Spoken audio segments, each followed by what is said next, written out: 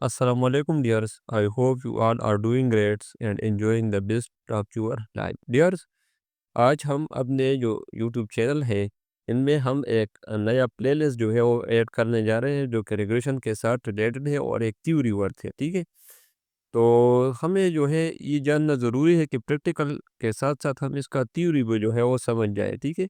क्योंकि प्रैक्टिकल में हम इस तरह करेंगे कि ये बीटा है, ये हमारे पास अल्फ़ा है, तो अब ये बीटा और अल्फ़ा हमारे पास है क्या चीज़? तो हम इसको डिस्कस करेंगे, ठीक है? तो इनमें हमारे पास जो है रिग्रेशन जो कि मोस्ट इम्पोर्टेंट टॉपिक है, तो सबसे पहले हम वो डिस्कस करेंगे, ठीक है?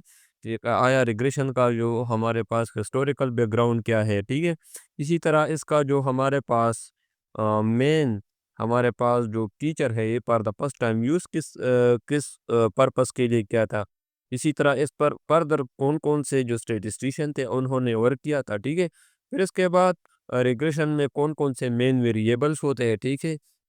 इसी तरह इनमें जो मॉडल है रिग्रेशन का, इनमें कौन-कौन से पैरामीटर्स होते हैं और इनका जो हमारे पास मेन मकसद है वो क्या है, ठीक है? वो हम डिस्कस करेंगे। तो सबसे पहले हम इनका जो हिस्टोरिकल बैकग्राउंड है इनमें हमारे पास पहला पॉइंट जो है वो है the idea of simple linear regression models. हम स्टार्ट लेते हैं सिंपल लीनियर रिग्रेशन मॉडल से, इसी तरह फिर हम मल्टीपल करेंगे, मल्टीपल के बाद हम लॉजिस्टिक करेंगे, लॉजिस्टिक में डिफरेंट टाइप्स है वो करेंगे, ठीक है? इसी तरह हम रोबस्ट रिग्रेशन को भी इन्हीं में ऐड करेंगे, ठीक है? फिर मल्टीपल के कुछ प्रॉब्लम आते हैं, ठीक है? इनके जो अजम्पशन है अगर वो वायलेट हो जाए हमारे पास, तो इनमें हमारे पास कौन कौन से प्रॉब्लम है और उसको हम किस तरह डिटेक्ट कर सकते हैं और इसको हम यानी सॉल्व कर सकते हैं। तो वो हमारे पास डिफरेंट मेथड है इसके लिए, तो वो भी हम इस जो प्लेलिस्ट है इसमें हम इसको इंशाल्लाह ऐड अप करेंगे, ठीक है? तो पहला पॉइंट हमारे पास है the idea of simple linear regression model, जो कि हमने सिंपली शॉर्ट फॉर्म में लिखा है SLRM वाज प्रपोज्ड बाय, जो कि सबसे पहले प्रपोज किया था सर फ्रांसिस गिल्टन, जो कि हमारे पास एक स्टैटिस्टिशियन था। उन्होंने यानी जो वो 1986 में इसको उन्होंने प्रपोज किया था, ठीक है? दूसरा पॉइंट अगर आप देखें तो first use in studying heredity, heredity mean genetics, ठीक है? जीनेटिक्स का जो स्टडी था इनमें इसको उन्होंने इसको फर्स्ट यूज किया था, particularly the relationship between parents and their children Heights. Parent और चिल्ड्रन जो इनका हाइट्स है, इनके इनके माबेन जो रिलेशनशिप, इसको चेक करने के लिए जो है for the first time use किया था सर फ्रांसिस गिल्टन ने इन 1986, ठीक है? आपने याद रखना है, ठीक है? फिर इसके बाद फॉर्मलाइज बाय कार्ल पेयरसन। फिर इसके बाद कार्ल पेयरसन ने जो है इस पर वर्क किया था, who develop the correlation coefficient, जिन्होंने कोरिलेशन कोएफिशिएंट को डेवलप किया था। अगर आप रिग्रेशन और कोरिलेशन को देखें तो इनमें स्लाइट डिफरेंस है, ठीक है? क्या डिफरेंस है? रिग्रेशन में हम डिपेंडेंसी चेक करते हैं, लेकिन वो हमें ये नहीं बताती कि कितने परसेंट एक दूसरे पर डिपेंड कर रही है। तो कोरिलेशन जो है ये हमें बताती है कि एक वेरिएबल दूसरे वेरिएबल पर कितना डिपेंड कर रही है, ठीक है? आया ये पॉजिटिवली डिपेंड कर रही है, आया ये नेगेटिवली डिपेंड कर रही है। तो मीन्स कोरिलेशन जो है ये फिर इसके बाद कार्ल पेयरसन ने इसको डेवलप किया था, ठीक है? फिर इसके बाद फर्दर जो है developed by R Fisher who introduce statistical inference पर मेथड ऑफ रिग्रेशन।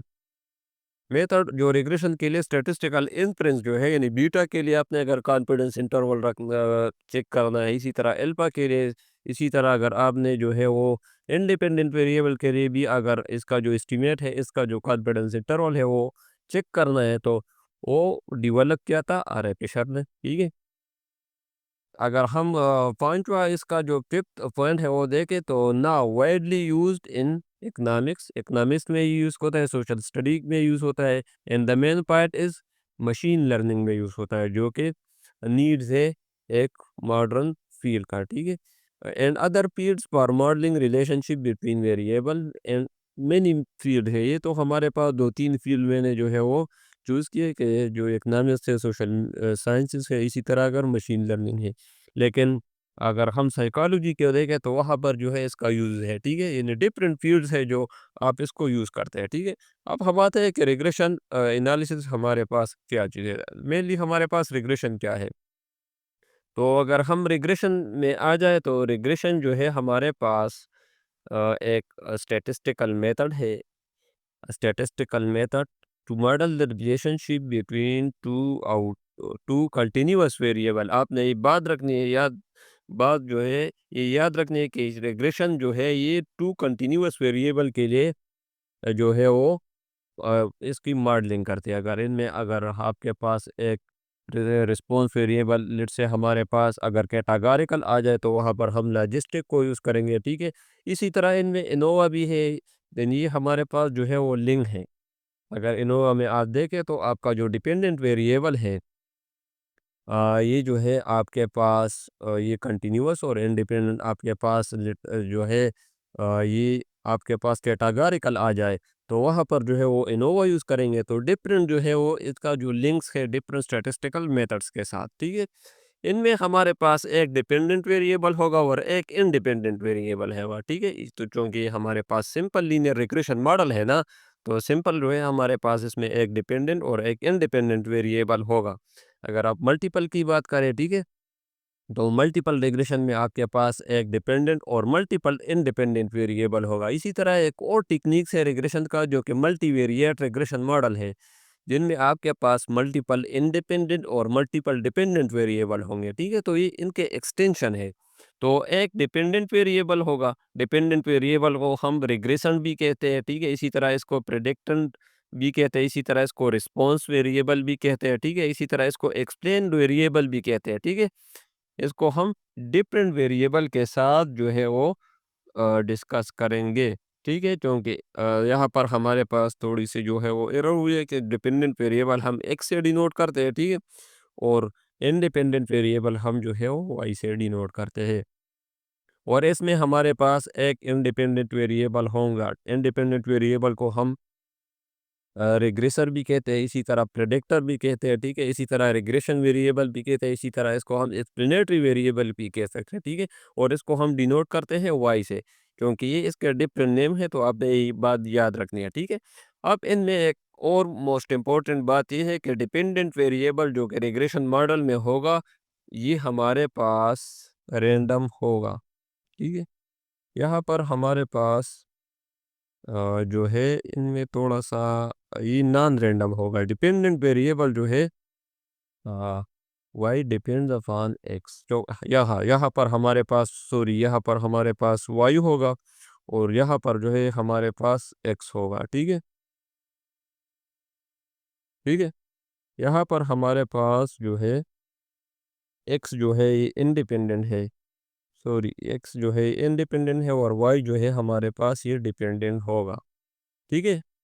तो आप यहाँ पर देखें तो जो डिपेंडेंट वेरिएबल है ये हमारे पास क्या होगा, डिपेंडेंट वेरिएबल हमारे पास रैंडम होगा और जो हमारे पास इंडिपेंडेंट वेरिएबल होगा ये नॉन रैंडम होगा, ठीक है? अब ये नॉन रैंडम किस तरह होगा, अगर आप यहाँ पर एक्स को देखें, जब हम इसके एक्स की वैल्यू जो है ये एंटर करेंगे तो ये हमारे पास प्री डिटरमाइन होगी, ठीक है? यानी हम इसको पहले जो है इसको डिटरमाइन करेंगे, ठीक है?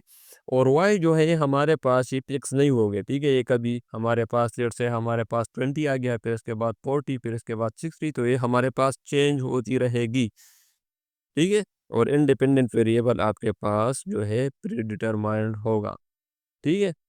तो फिर इसके बाद हम आते हैं कि रिग्रेशन इक्वेशन हमारे पास क्या है। तो रिग्रेशन इक्वेशन में आपके पास Y equal to alpha plus beta X, ठीक है, प्लस इप्सिलॉन एंड इट्स में इट्स इसका जो एस्टिमेट है हमारे पास, एस्टिमेटेड फॉर्म जो है एक हमारे पास है y hat equal to alpha hat plus beta hat x as expected value of epsilon equal to zero.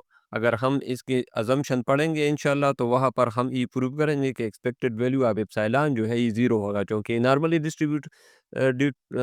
Distributed है, इसका मीन जो है ये ज़ीरो होगा और वेरिएंस जो है ये कांस्टेंट होगा, ठीक है? इनमें जो एक्स है हमारे पास ये इंडिपेंडेंट वेरिएबल है, ठीक है? एल्फा जो है हमारे पास इंटरसेप्ट है, ठीक है? एल्फा यहाँ पर आप एल्फा है ना, तो ये हमारे पास इंटरसेप्ट है। वैल्यू ऑफ वाई, इंटरसेप्ट अब क्या चीज़ है, value of Y when X equal to zero.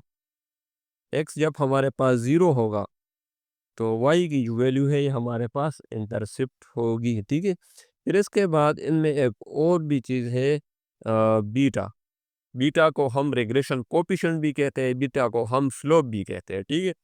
तो बीटा जो है हमारे पास स्लोप है चेंज इन वाई, ये हमारे पास चेंज होगा वाई में for 1 unit increase in x, जब हम 1 यूनिट इंक्रीज करेंगे एक्स में, ठीक है। तो ये हमारे पास बीटा की डिफिनीशन है, ठीक है। इसी तरह जो हमारे पास एप्सिलॉन है, ये हमारे पास रैंडम एरर टर्म्स है, ठीक है। इसको हम रैंडम एरर टर्म कहते हैं या अनएक्सप्लेन्ड वेरिएबल कहते हैं, ठीक है। तो ये हमारे पास एक छोटा सा इंट्रोडक्शन था रिग्रेशन एनालिसिस के बारे में। सबसे पहले हमने इसका थोड़ा सा हिस्टोरिकल बैकग्राउंड को स्टडी किया, फिर इसके बाद रिग्रेशन एनालिसिस हमारे पास क्या चीज़ है, फिर इसके बाद हमने रिग्रेशन का जो इक्वेशन है, जो रिग्रेशन मॉडल है, हमने और डिस्कस किया था। तो होपफुली आपको ये समझ आया होगा। अगर फिर भी कोई क्वेश्चन हो तो आप कमेंट में